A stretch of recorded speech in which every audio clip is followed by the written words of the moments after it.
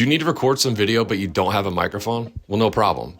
I'm going to show you how to use your iPhone, and it's really easy. All you have to do is take your iPhone, open up Voice Memos, and hold your phone like this.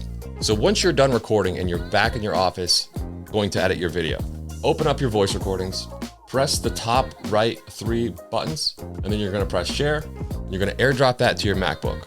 Once it gets to your MacBook, you're going to find out where the audio file is. You're going to pull the audio file into Final Cut Pro, and you're going to put it underneath that video file that you recorded that you needed audio for. What you're going to try to do is you're going to try to match up the wavelengths of your video file and your audio file from the iPhone.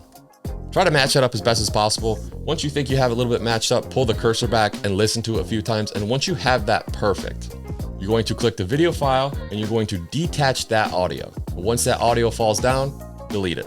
Then you're going to click the video file and click the audio file. And then you're going to make a new compound clip with those 2 clips. Then you have the option to rename it whichever you like.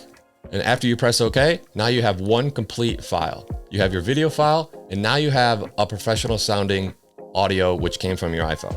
In this case, you can go up and change the audio enhancement. I usually put it up to a little bit of a treble boost and just adjust that audio just a tiny bit. So with just a simple and easy hack by just using your iPhone as a microphone, you can get studio quality audio, no matter where you are.